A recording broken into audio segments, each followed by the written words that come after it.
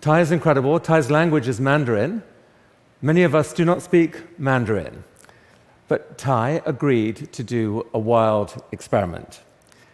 For this talk, we collaborated with another TED speaker, Tom Graham, and his team at Metaphysic, who built an AI model to make Thai's translator's voice sound just like Thai, speaking just like he is speaking in English. So Sung is in our sound booth now. Sung, hello. Hi, everyone. Okay, so it's great to see you. Now, let's hear you sounding as if you were Thai. My name is Thai My Guo name Qiang. is Thai Guo Qiang. Okay, nothing's going to go wrong here. Nothing's going to go wrong. The stage is yours. Thank you.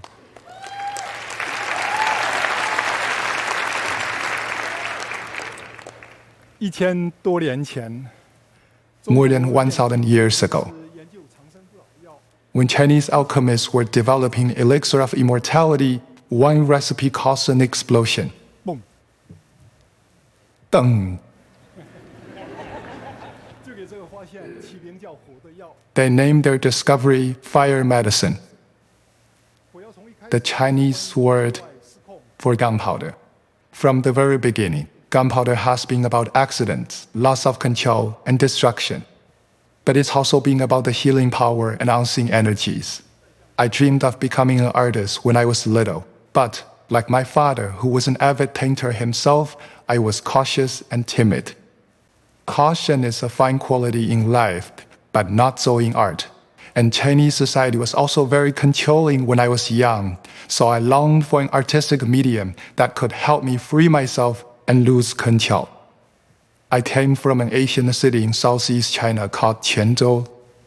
The city had many firecracker factories when I was young, so it was easy to get gunpowder. When I first began using gunpowder to create art, I would lay out a canvas in the living room and set off small explosions on it. Seeing the canvas on fire one day, my grandmother threw a linen rag over the flame and put it out with a small puff. It was my grandma who taught me that while it's important to light fires, it's more important to know how to put them out. Over the decades, I've grown closer to gunpowder and mastered more techniques.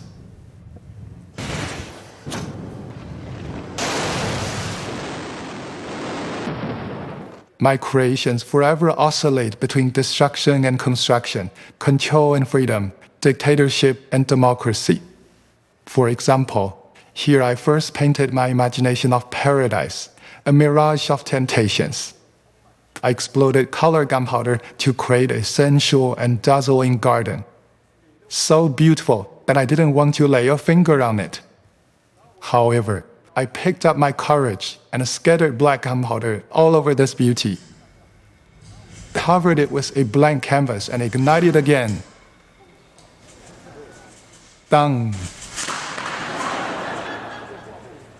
When I removed the canvas on top, the once enchanting garden was now forever sealed beneath the black. However, what shocked me the most was the canvas on top, which now looked like an apparition of that heavenly garden.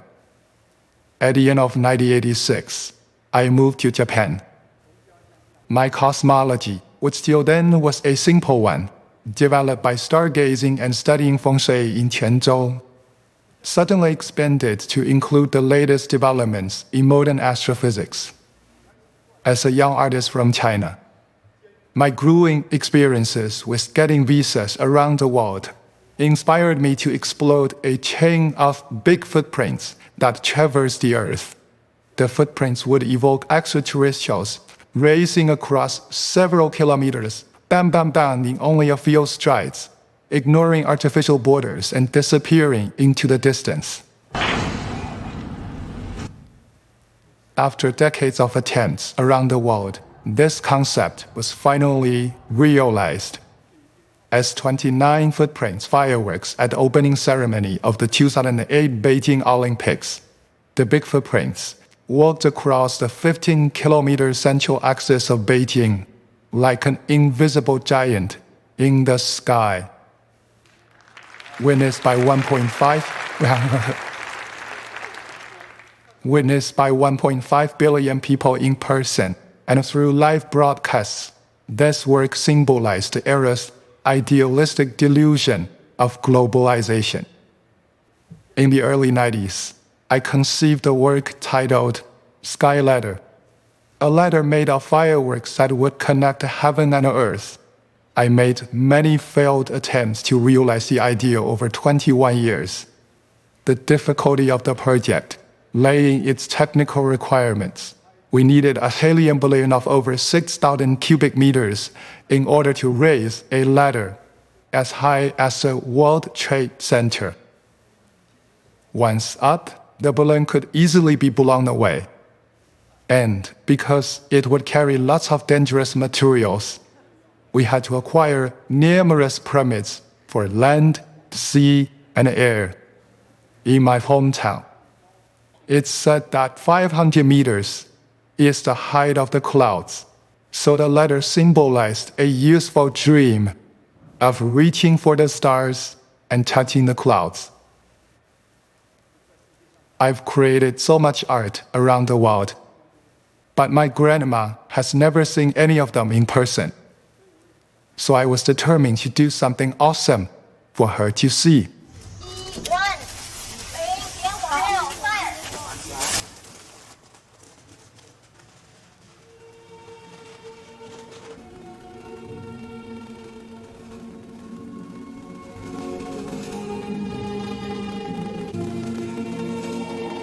One morning in 2015, at the crack of dawn, a golden ladder rose into the sky.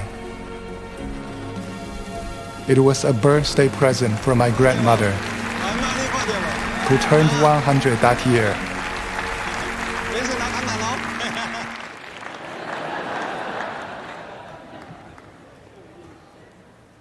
She passed away 1 month later.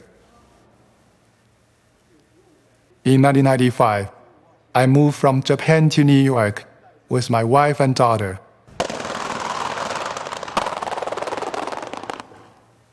After I came to New York, my work became more site-specific, addressing more social-political themes and reflecting the changes I've developed from living in the West. This transition also allowed me to better thrive in different cultures around the world. Some have asked why I never deal with the subject of sex. I would often say, isn't explosion sexy in itself? 10 years ago, I was invited to create an artwork in Paris. I decided to invite 50 couples from around the world to a sightseeing boat on the Seine, where they would first enjoy a 12-minute firework display that simulates the process of lovemaking. Why 12 minutes? Because that seems to be the average duration of French lovemaking. According to the internet. Excited by the passionate climax of the fireworks, the couples then entered individual tents to do whatever they wanted. When satisfied, they could press a button and trigger fireworks from a small boat nearby. I had prepared 300 shots of fireworks. However, the couples didn't use them all. In the end, the fireworks spelled out words, "Sorry, gotta go." Nighttime fireworks are visible because of light and are more focused on the explosions themselves. Daytime fireworks rely on smoke. They are like a painter's brush moving across the sunlit sky in real time.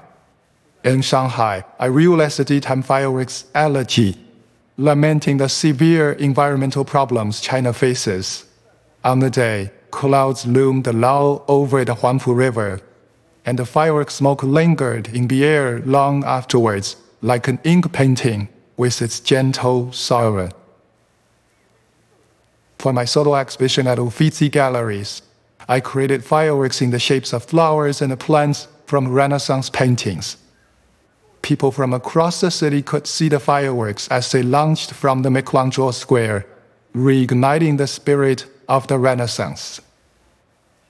Last year, I realized the project When the Sky Blooms with Sakura in Fukushima, which suffered the earthquake and tsunami 12 years ago. On a June day, we had a rare collaboration of the wind and the waves to realize these daytime fireworks, like a symphony of reverence for nature.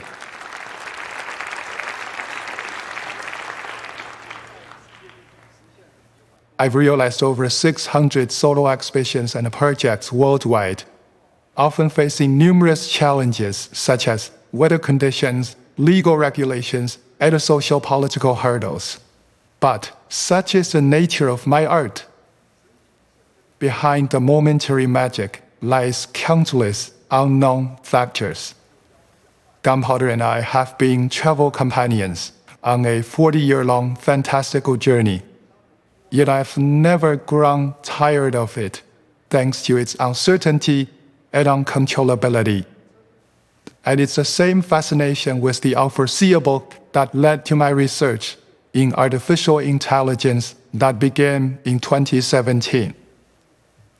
This led to the launch of my AI Tai, my custom AI model. AI Tai deep learns from my artworks, archives, and areas of interest.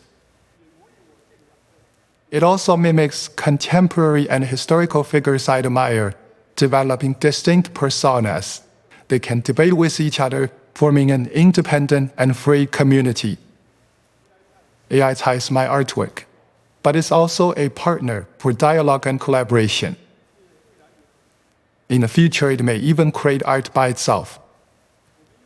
Recently, we also enabled AI Tai to sprinkle and ignite gunpowder on canvases. Nowadays, if I burn through a canvas, it's usually an intentional loss of control for effect. But when AI Tai burns something, it's a genuine accident. Perhaps AI Tai is that rash, clumsy boy type. People often assume that I like fireworks, but what I really like are explosions. I like their energy and magic. Over the years, the goal of my gunpowder creations has never been political, but their results do carry political significance. At a recent Nobel Prize event, I said, using explosions to create beauty, rather than warfare and violence, provides a sliver of hope for our shared human future.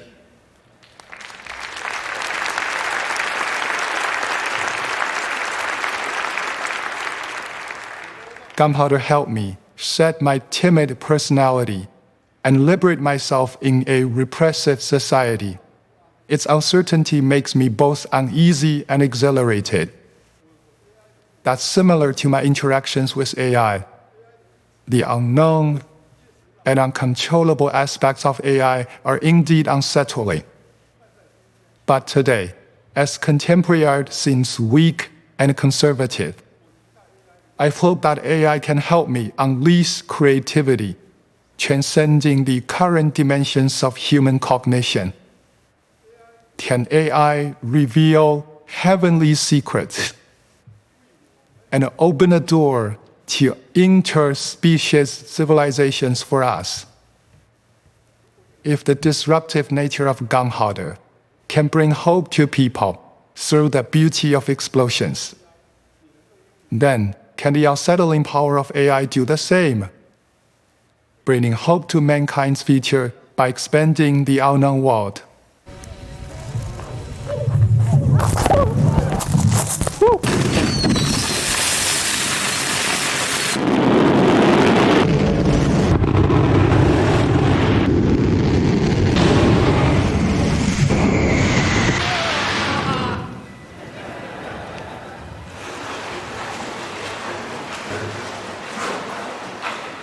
I'm always at the beginning of the next great journey, Thank you, everyone. And thank you, AI.